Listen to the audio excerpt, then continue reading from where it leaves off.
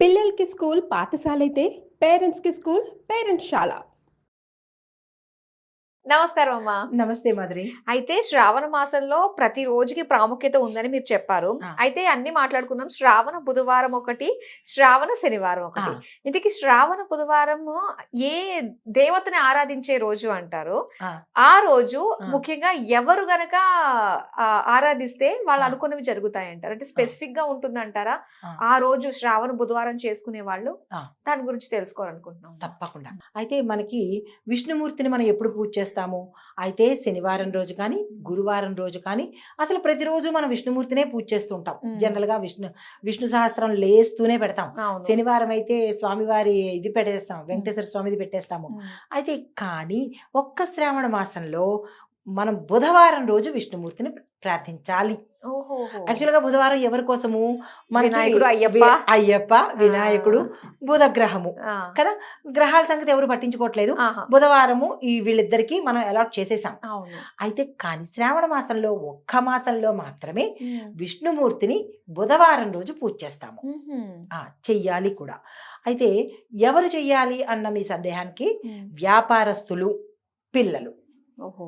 వీళ్ళు ప్రత్యేకించి ఇప్పుడు శ్రావణ మంగళవారం ఆడవాళ్ళు ఎలా తీసుకుంటున్నాము, హ్మ్. శ్రావణది వరలక్ష్మి వ్రతాలు మనం ఎలా తీసుకున్నాము, ఓహ్! ఇలాగా అది మనం ఎలాగైతే తీసుకున్నామో వ్యాపారస్తులు మాత్రము ఈ శ్రావణ మాసంలో వచ్చే ప్రతి బుధవారము వ్యాపార నిమిత్తంగా లాభాల కోసం కానీ హ్మ్. వాళ్ళ ఏదైనా ఆశించి చేసినట్టయితే కనుక బుధవారం రోజు తప్పనిసరిగా చేయాలి. హ్మ్. మళ్ళా స్టూడెంట్స్ దగ్గరికి వచ్చేటప్పటికి విద్యార్థులు ప్రతి ఒక్క విద్యార్థి చిన్న కేజీ నుంచి పీజీ వరకు హ్మ్.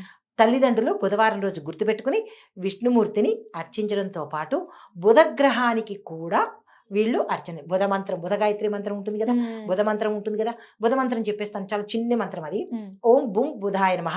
ఇవేవి ఓకే. మాకు తెలియదు అని అనుకున్న వాళ్ళు హ్మ్. వ్యాపారస్తులు కానీ స్టూడెంట్స్ కానీ గుర్తుపెట్టుకొని హ్మ్. ఈ చిన్ని మంత్రాన్ని 108 సార్లు చదువుకోండి. హ్మ్. ఇక మిగతావి ఏంటంటే ఇది గ్రహానికి సంబంధించి, విష్ణుమూర్తికి సంబంధించింది తెలిసిందే కదా మనకి. విష్ణు సహస్రనామ పారాయణ, వెంకటేశ్వర స్తుతి, హ్మ్. విష్ణువుకి సంబంధించిన ఏ నామాన్నైనా అష్టాక్షరి చదువుకోవచ్చు. మంత్రం. అష్టాక్షరి మంత్రము ఇక మీ శక్తే ఏది చదువుకుందాం అనుకున్నా బుధవారం రోజు విష్ణువుని తప్పనిసరిగా పూజించుకోవాలి హ్మ్. వీళ్ళిద్దరి కోసము. ఓకే. ఇంకా అలాగా ఆ! శనివారం. శనివారం ఆ! దగ్గరికి వచ్చేటప్పటికి వెంకటేశ్వర స్వామిని ఎక్స్‌క్లూజివ్ వెంకటేశ్వర స్వామి. ఆయన విష్ణుమూర్తి అంశ అయినా కానీ హ్మ్. నో. ఓన్లీ వెంకటేశ్వర స్వామిని, శని భగవానుడిని పూజ చేసుకోవాలి. ఓకే. వెంకటేశ్వర స్వామి అష్టోత్తరాలు, వెంకటేశ్వర స్వామి ఇది మనకి ఉంటుంది కదా పొద్దున్నే హ్మ్. వింటూ ఉంటాం కదా!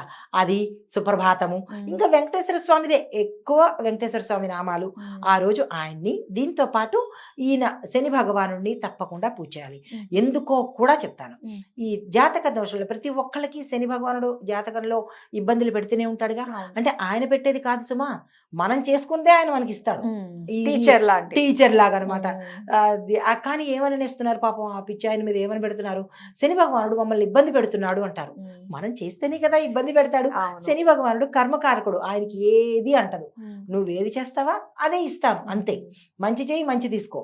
చెడు చెయ్యి చెడు తీసేసుకో. హ్మ్. ఆయనకి అందులో ఏమీ సంబంధం లేదు. హ్మ్. అయితే ఆయన్ని ప్రసన్నం చేసుకోవడం కోసము ఆయన్ని ఆ రోజు తప్పనిసరిగా పూజ చేయాలి వీళ్ళిద్దరిని. వెంకటేశ్వర స్వామిని, ఈయన్ని. వెంకటేశ్వర స్వామి మంత్రం తెలుసు కదా! హ్మ్. పూజా విధానం తెలుసు కదా! ఓం నమో భగవతే వాసుదేవాయ, ఓం నమో వెంకటేశాయ చేసేస్తాము. కానీ శని భగవానుడి దగ్గరికి వచ్చేటప్పటికి ఒక బీజ మంత్రం ఇస్తాను. హుహు. చాలా మోస్ట్ పవర్‌ఫుల్ అది. హ్మ్. ఆ బీజ మంత్రం నోరు తిరగదనుకున్న వాళ్ళకి మరొక చిన్ని మంత్రం కూడా ఇస్తాను. కానీ పలికేటట్టే చేయండి. మరి అంత ఏవేవో పెద్ద పెద్ద మాటలు అనేస్తున్నారు కదా! ఆ వాటి పలకలేమేమి? పలకాలి, పలుకుదాము. అయితే ముందు శని భగవానుడిది ఇచ్చేస్తాను. హ్మ్. ఓం ప్రాం ప్రీం ప్రౌం సహ ఓహ్! శనేశ్చరాయ నమః. అన్ని బీజాక్షరాలే ఉన్నాయి ఇందులో. బీజాక్షరాలు తప్పు పలకూడదు. ఆ! శనేశ్వర అంటారు. శనేశ్వర కాదు. ఆ! శనేశ్చరాయ నమః. శనేశ్చరాయ నమః. చరము అంటే కదిలేది అని అర్థం. ఓకే. శని భగవానుడు కదులుతూ ఉంటాడు. మందగమనుడు. చాలా స్లోగా కదులుతాడు. అందరూ ఫాస్ట్‌గా కదిలితే ఈయన మాత్రం స్లోగా కదులుతాడు. మరి కర్మలు అనుభవించాలి గదా! కాబట్టి స్లోగానే వెళ్తాడనమాట. ఈ మంత్రాన్ని తప్పనిసరిగా 108 సార్లు ఈరోజు చదువుకోవాలి. అయితే ఇంకా పాపం చదువుకోలేని వాళ్ళుంటారు. నోరు అంత తిరగదు అన్న వాళ్ళ కోసం మాత్రమే. మిగతా వాళ్ళకి డిస్కౌంట్ లేదు. ఓం శం శనేశ్చరాయ నమః. చిన్ని మంత్రం ఇది. దీన్ని 108 సార్లు చదవగలిగిన వాళ్ళకి కాదు. చదువుకోలేని వాళ్ళకి నోరు తిరగని వాళ్ళకి మాత్రమే ఈ సౌలభ్యం అన్నమాట. ఈ మంత్రాన్ని శనివారం రోజు చేస్తాము.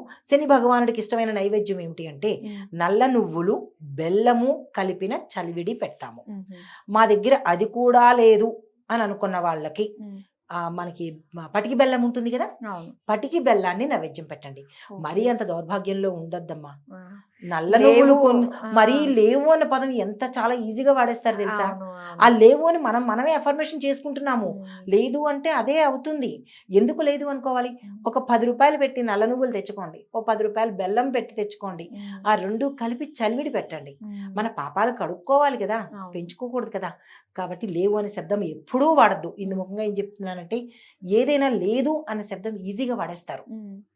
అది ఎప్పుడూ అనద్దు. నిండుకుంది అనండి, లేదా తర్వాత అనండి. ఇప్పుడు మీరు వైశాస్ చూసే ఉంటారు.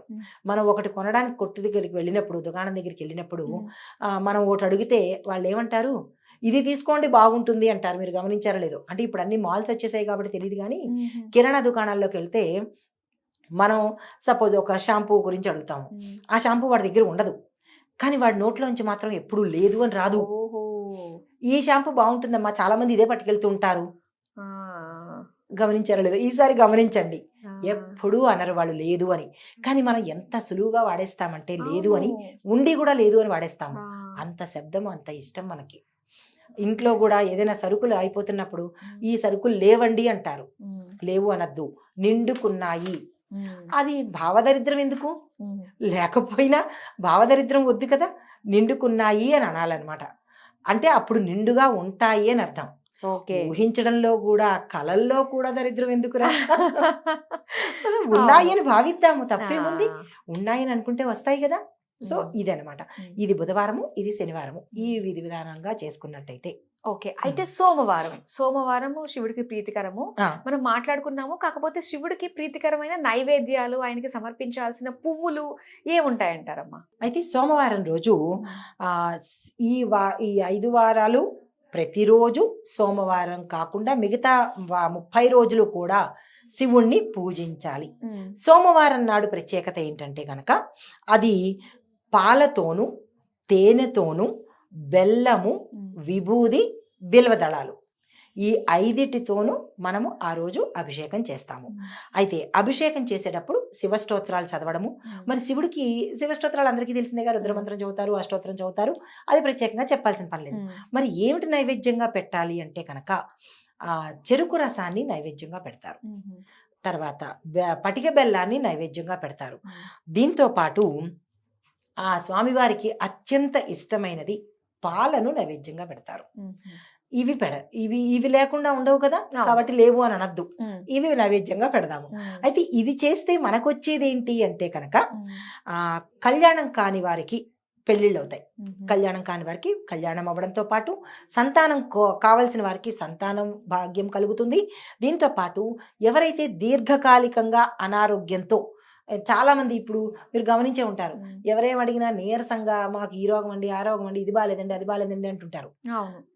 అలాంటివి మానుకుంటే మంచిది. నిజంగా ఉన్నదేదో చెప్పుకుంటే మంచిది. అయితే అలాంటి అనారోగ్యాలు ఏవైనా ఉంటే కనుక అవి కూడా పోవడంతో పాటు దీర్ఘాయుషు, మనకి ప్రమాదాలు కానీ ఆకస్మిక మరణాలు కానీ లేకుండా తప్పించుకున్న వాళ్ళం అవుతాం. దీనికి మార్కండేయుడు ఉదాహరణ తెలుసు కదా మీకు. ఆయన చిరంజీవి అయ్యాడు. శివుణ్ణి పూజించే చిరంజీవత్వం వచ్చింది. అయితే ఇప్పుడు ఇది చేసినంత మాత్రాన మళ్ళా మనకి చిరంజీవత్వం వచ్చేస్తుందా అంటే, మనం చేసే విధానాన్ని బట్టి రోగాన్ని దాటచ్చు, దీర్ఘాయుషుని పెంచుకోవచ్చు. ఈ కలికాలంలో అది దాటితే చాలు. సో ఇవన్నీ మనకి శివుడు ఆ రోజు ప్రత్యేకంగా అనుగ్రహిస్తాడు. కాబట్టి ప్రతి ఒక్కళ్ళు ఇవి చేసుకుని శివుని అనుగ్రహం పొందాలని కోరుకుంటున్నాను. ఖచ్చితంగా అమ్మా, చాలా మంచిగా తెలియజేశారు.